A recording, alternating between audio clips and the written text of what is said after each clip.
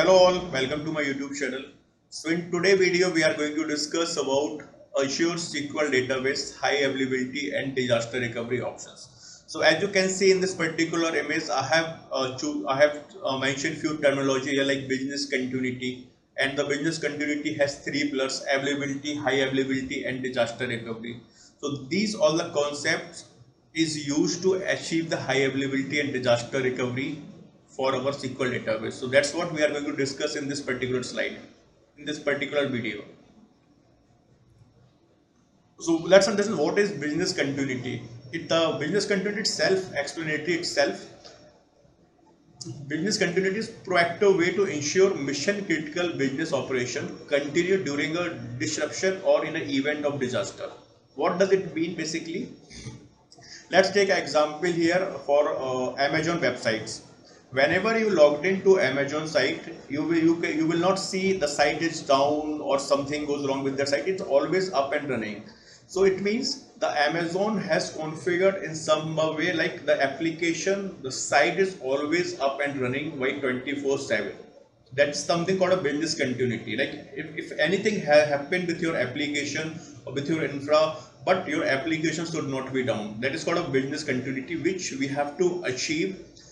In most of the enterprise level applications we achieve this thing, so our end user or our customer will not affect from our services. So what's the reason, what all the things can happen to restrict the business continuity? Though the first thing, human error, because any end of the we are doing some kind of automation, we are doing deployment, it can happen, our application can go down, so it could be the human error as well. Second, equipment failure. Wherever we are hosting our Azure resources, maybe that particular data center doesn't stop supplying power, or it could be some kind of hardware failure, cluster failure. In that case, our applications will be affected. Third, we have natural disaster.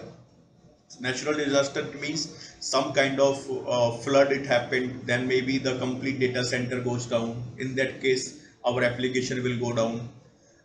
Fourth, we have man-made disaster. Man-made disaster means some kind of war. Right? Recently, some war is going on, like Ukraine, and like I'm not sure what all the things, but some man-made disaster. It means some kind of war between countries or between cities. Anything can happen.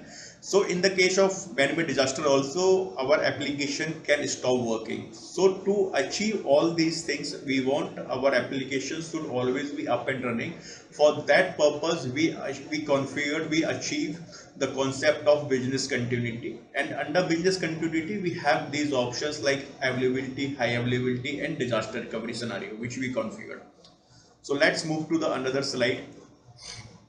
Before moving to the availability, high availability or disaster recovery options which we have in Azure SQL Database to achieve business continuity, let's understand the terminology which generally, or I would say in most or every scenario it used, called RTO and RPO. So let's understand what is RTO and RPO. So RTO and RPO are service level agreement metrics that measure the effectiveness of disaster recovery. So the first we have is RTO, recovery time object. So for example, let's understand in that way, in some different way. Suppose we have hosted our application in one of the Azure region, and that Azure region is completely gone out. Like maybe it stopped for some reason it stopped power supplying, then our complete data center will be down. So to recover that particular event which happened to our data center, how much time we are going to take to recover or to recover back to our application to the normal state. So that is called a recover time object. So recover time is a matrix that defines the time to recover your IT infra and services following a disaster to ensure business continuity. So how much time we can afford to lose.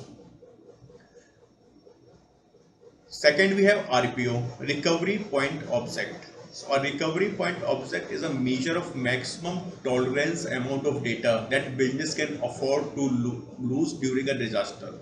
So maybe as I told, Microsoft Azure is automatic take a database backup. But for example, we have, but it is not the hourly basis take the backup. It in a daily backup, weekly backup, like that. It take the backup. So maybe Microsoft, maybe suppose us today is Monday, and Monday Azure has taken a backup, and Tuesday our application or our data center failed. In that case, the data between Monday to Tuesday, are we able to afford that amount of data? That is something called a recovery point of object. So that also we have to measure. Okay, if something goes wrong, then are we good to lose this amount of data?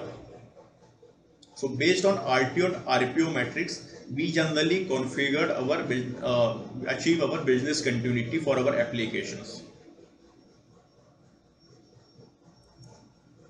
So this is the first options which is comes by default in Azure SQL database when we create availability.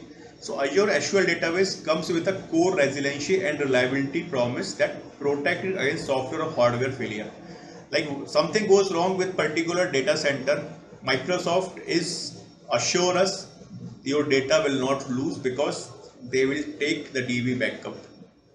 Database backups are automatic to protect your data from corruption or accidental deletion.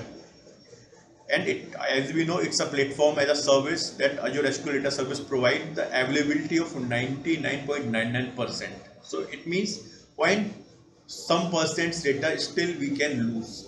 But most of the case, the RPO recovery point object, which is called a data loss, is zero in availability because of automatic backup. And RTO, the recovery time object, it's almost zero. It's not a proper zero, but it's somewhere like few seconds it could be, but it's not proper zero. I would say, okay, if something goes wrong, sometimes we will raise a request to Microsoft. If we are not able to do that, then definitely the recovery, it will take some time to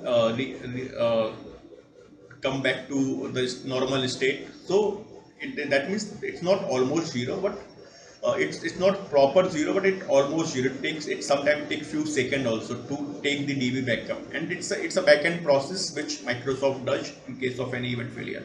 So this is the by default option which we get when we create any database in Azure SQL. Second, we have high availability. This is not by default. You have to choose this option. Then only you will achieve high availability. High availability means zone redundancy. That's what we are going to discuss. So to achieve high availability in Azure cloud environment, enable zone redundancy. Show that the database or elastic pools use availability zone to ensure the database or elastic pool is resilient to the zone failure. What does it mean? Basically, you can see this is the primary region. Suppose this is the central India region. Now in central region, if we have selected zone redundancy, it means we will get our DB copy in 3 zones: availability zone 1, 2 and 3. So you can see here that data center 2, 3, 1 availability. It is not like availability zone 1 then data center will be 1. This is something different. We will not able to see what is happening in background. But for understanding purpose, the availability zone 1 means 1 data center, availability zone means 2 data center, and availability zone 3 means 3rd data center. So in each data center, our DB backup copy will be replicated or shrink basically. So if something goes wrong with this particular data center, then we have a DB copy on these availability zones 2 and 3. So it means our applications will not face any downtime. And you can see the SLA, if you are choosing high availability or zone redundancy, we have a 99.995%. Even it's not 100% because I am not sure, nobody's provide 100% SLA. There are few minutes of downtime every month. We can say, we can like 4 minutes, 5 minutes, somewhere around. We can always see in any of the cloud provider. So this is something called a high availability option. Thus this is the second option which we use to achieve the business continuity of our application. Now the third one, we have a disaster recovery.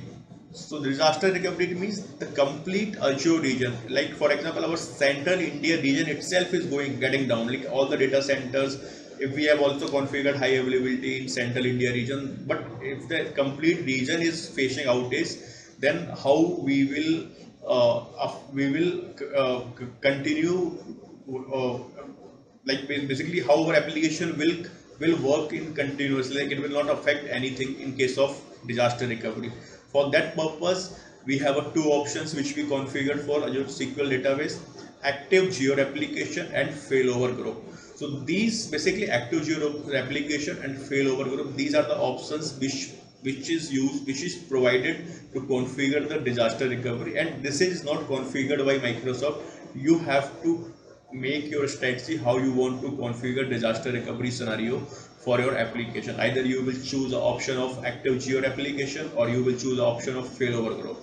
So you can see in this particular diagram, somewhere we have our application here, and through Azure Traffic Manager, the application is going to connect to this one of the region. So if something goes wrong with this region, then it will automatically start shrinking or connecting to database from this particular region. So this is the benefit. And one more thing, there are different pricing tier in Azure SQL database. So for few pricing tier you will not see all the options, but few like business critical, general purpose, you will see some different options.